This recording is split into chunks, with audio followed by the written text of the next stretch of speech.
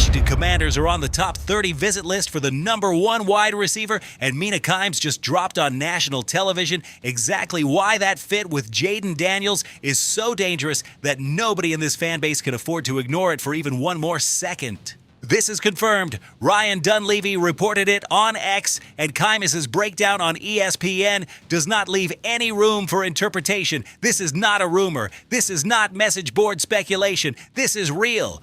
And it is happening right now with less than 1 month to go before the Pittsburgh draft. And look, while the entire DMV has eyes locked on that Ohio State wideout, Adam Peters is working 2 different fronts on the roster at the same time that completely change the equation for how this team is going to function in 2026. There is a defensive move in the secondary that Peters knows from the inside from the San Francisco days, and there is a piece on the interior offensive line that Bleacher Report is already urging Washington to sign. And it has everything to do with making sure Jaden Daniels never has to go through what went down last season again. A revelation about that offensive line, bro, that once it hits you, you are going to understand why this is the quietest but most important move of the entire offseason. If you are part of the new era in Washington, if you buy into what Adam Peters is building around Jaden Daniels, hit like on this video right now and subscribe to the channel.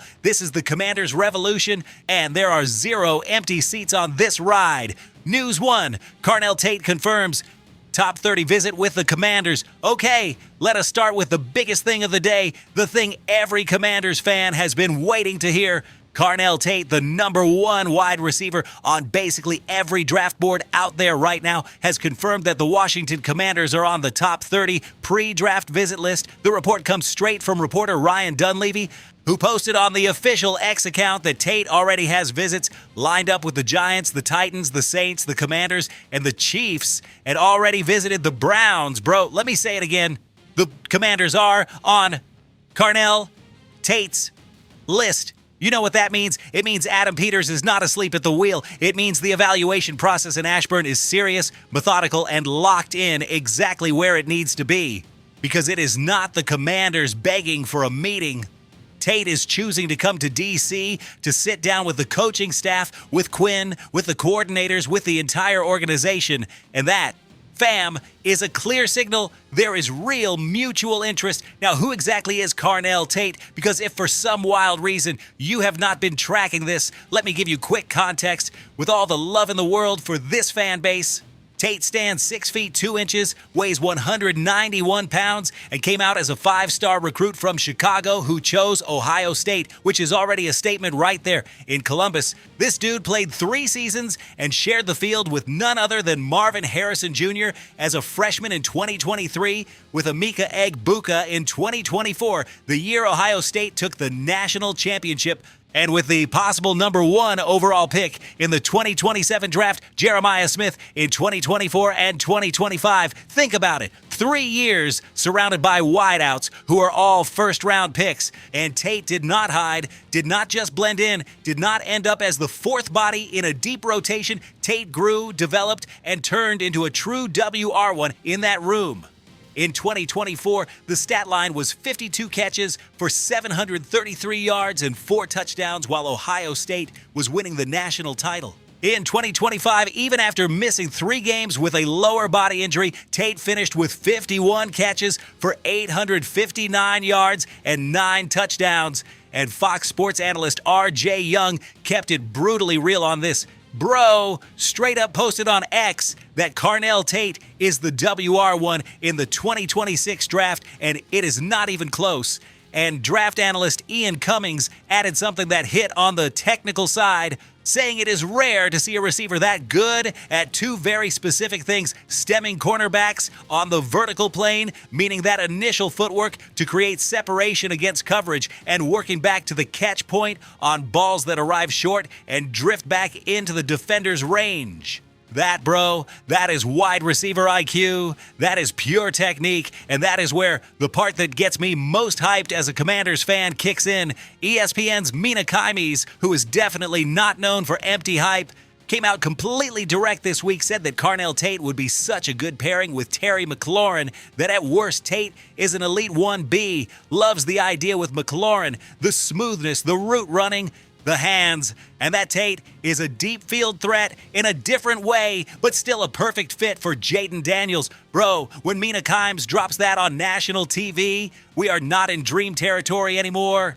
We are talking reality, and the analysis is spot on. Look at the actual tactical fit. The Commanders with Jaden Daniels need receivers who can do two core things for what Cliff Kingsbury wants to run: winning at the catch point with body and hands, and creating separation on intermediate and mid-depth routes where Jaden can rip it on time. Tate checks both boxes. The comps on Tate's profile run from Amani Toomer to George Pickens, which is a pretty wide window for how the career could swing depending on pro development. And that 6'2" to 6'3" frame with 191 pounds has legit room to fill out once Tate gets into an NFL nutrition and strength program. Draft context matters too, bro. The Commanders are picking at number 7 overall this year, and multiple analysts and mock drafts have Washington taking Tate in that slot, including The Athletic with Nick Baumgartner. Fox Sports with Rob Rang also has the Commanders locking in Tate. PFSN is rolling out 2 different mocks, one with Tate at 8 and another where Washington trades down and grabs Tate at 20. CBS Sports at one point had Tate sliding to 16 to Pittsburgh. What is absolutely clear is that regardless of the exact number, Tate is going in the first round. Tate is the most coveted wideout in this class, and the Commanders are a serious destination on the radar. Coming out to Ashburn on a top 30 visit with Quinn's staff before the Pittsburgh draft from April 23rd through April 25th is a huge sign. And for everybody asking what happens if Washington does not take Tate at 7, fam, the trade down scenario is interesting. You could stack extra picks and still land Tate if there is a little slide. But personally, I am not playing with that fire. If Tate is still on the board at 7, you take Tate, you plant the flag, and you build alongside Terry McLaurin, one of the nastiest receiver duos in the entire NFC East. Bro, that gets me so fired up, I do not even have words. Okay, fam, breathe, because what I just laid out is only the start of everything going down in Ashburn. Let us keep it moving with the second headline of the day, which is also about building this roster for 2026. News 2, Commanders host, veteran corner, Ahkello Witherspoon. While the collective energy of the fan base is locked in on the Pittsburgh draft, Adam Peters and the Commanders personnel department are grinding the free agency market with a level of intensity that does not always get the love it deserves. And today, March 26th, 2026, there is a free agent visit in Ashburn that is worth talking about. Mike Garafolo reported that the Commanders are hosting cornerback Ahkello Witherspoon for a visit today. Witherspoon is 31 years old, just hit that mark this month, and is heading into what would be the 10th NFL season. Came into the league with the San Francisco 49ers as a third-round pick back in the 2017 draft. And here is the nugget that jumps out. 2017 is exactly when Adam Peters was hired as the Niners Vice President of Player Personnel. That means Peters knows Witherspoon not just from film. From being in the same building, from being part of the evaluation, from seeing the work in person, there is real scouting context there that is not trivial. After San Francisco, Witherspoon spent time with the Seahawks, got traded to the Steelers where snaps were limited, and then hit stride with the Los Angeles Rams, where the first full season as a starter came together with the Rams in 2023. That was the best year. Started 17 games, logged 3 picks, 14 passes defended, and 52 combined tackles. That is respectable production for an outside corner who can hold up on the perimeter. But 2024 and 2025 were tougher. A shoulder blade injury slowed things down, and in 2025, there were only 6 appearances with 2 starts. So why are the Commanders looking at this? Bro, cornerback depth is a real need. The team has Trey Amos and Mikey Sainristil still coming back as pieces, and brought in Amick Robertson from the Lions in free agency, which was a nice add. But if you are talking legit playoff ball in the NFC East in 2026, you need more than 3 quality corners ready to go. Injuries happen, matchups get ugly, and Witherspoon, standing 6'2" and weighing 215 pounds, brings exactly that big physical outside corner profile you want for certain matchups against big body receivers. The money piece matters too. In 2025, Witherspoon played on a one-year deal for just over $1.255 million. That is back into the roster money, bro. If the Commanders get a similar structure done, they are adding a player with 97 NFL starts, experience in high-level defensive systems in San Francisco and Los Angeles, and a long-standing link with Peters, all for basically nothing against the cap. And with Washington still sitting on roughly $45 million in cap space, even after all the defensive signings this offseason, there's plenty of room to pull that trigger without blinking. The issue here, being honest, is the injury history. Witherspoon has missed serious time in 3 of the last 4 seasons. For a team that wants stability in the secondary, that is a yellow flag, not red, yellow. Because the question is not whether Witherspoon is good when healthy. The question is whether Witherspoon can stay healthy. And at 31, that is a fair concern. But listen, this is depth free agency, fam. This is not a franchise cornerstone signing. This is exactly the sort of smart, low-risk, high-reward move the Commanders have been making all offseason.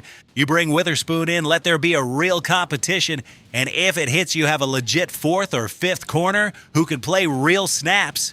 If it does not, you basically lost nothing. This is how you build out a full 90-man roster.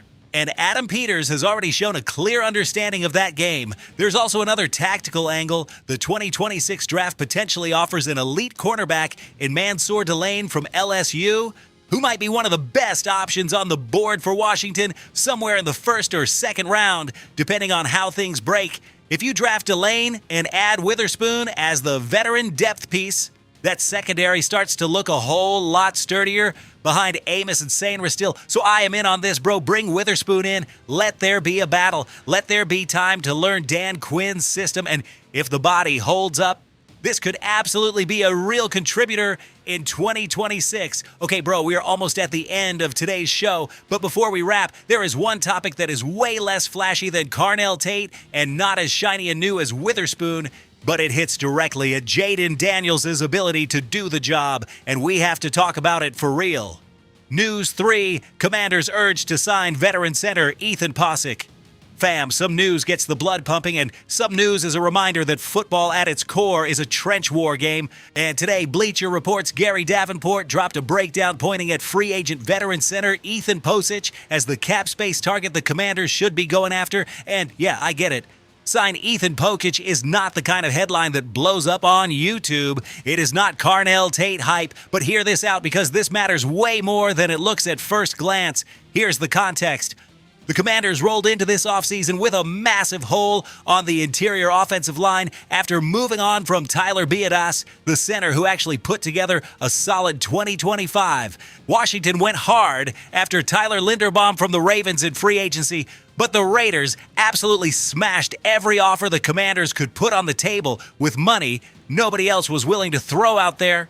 So Linderbaum headed to Las Vegas, and Washington was left staring at Nick Allegretti as the best option at center. And bro, with all due respect to Allegretti as a player, there were only 260 snaps last season, and the tape was not exactly impressive. If Allegretti is lining up as the starting center in Week 1 of 2026, there is legitimate reason to worry. Interior protection is critical. Not just so Jaden Daniels has time, but for the run game this offense has to establish to make the play-action passing game work.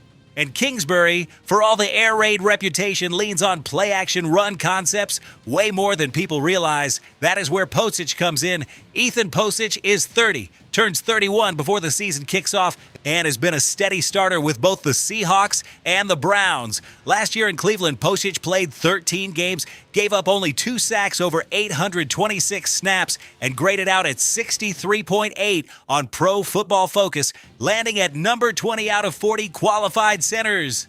Is Posick a Pro Bowler? No. Is this a long-term franchise answer? Definitely not at that age. But in a transition year where the Commanders are building around a young quarterback in Jaden Daniels, having a center who has started 97 times in this league, who understands protections, who can handle the calls and protection checks on the line, who is not going to crumble with A-gap pressure in the face, that has massive value that does not show up in highlight clips, but absolutely shows up on the scoreboard. And the money side is straightforward. The Commanders have $45 million in cap space. Postage on a one-year deal is easily in that $3 to $5 million range. That is nothing. That is pocket change for a front office that has its priorities straight. And if the draft delivers a longer-term solution on the offensive line, which is very possible given that Peters has already hinted the draft is going to tilt offensive after a defense-heavy free agency, Postage becomes the quality bridge while that rookie develops. Bro, a bridge center is not glamorous. But every long-term answer at center was once a bridge for somebody. It all starts somewhere. Davenport's argument is solid, and I am backing it. Washington's 2026 offensive line has to protect Jaden Daniels better than it did in 2025. When Jaden literally saw the season cut short by an injury that, if you are honest about what you watched on the field, had a whole lot to do with the protection in front, that cannot happen again. Jaden Daniels is the franchise. Jaden Daniels is the future. And the future deserves to be protected by a legit starting caliber center, not just the last name left standing when everybody else has been signed.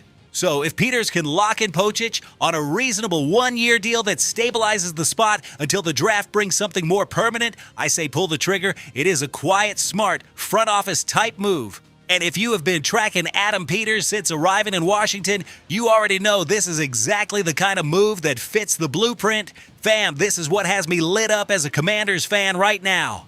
We are less than a month away from the Pittsburgh draft. The organization is working multiple fronts at the same time, evaluating the most coveted receiver in the class with a top 30 visit that confirms Tate and Washington are very much on each other's map.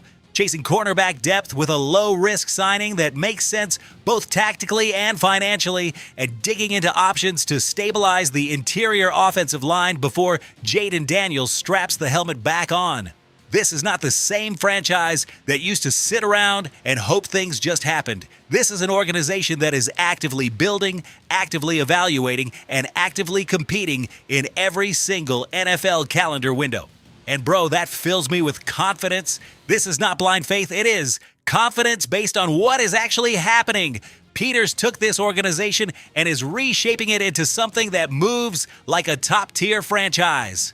And everything loops back to one name, Jaden Daniels. Every move from Tate to Witherspoon to Ethan Postage is built around the same mission. Surround that quarterback with the tools needed to do what everybody knows can be done. Because when Jaden is healthy, fam, when Jaden has time and has weapons, this team is dangerous. And in 2026, with an offseason like this, there is every reason to believe something special is coming to Washington. Bro, if you made it this far, you owe a like. I am not asking, I am just reminding. It is the least that can be done after everything just laid out. And if you want more breakdowns, more hype, more Commanders content Monday through Friday, hit subscribe because this train does not stop. The draft is coming. The season is coming. And we are going to be right here covering every move with everything we have got. We are Go Commanders. And on this ride, bro, there are no empty seats.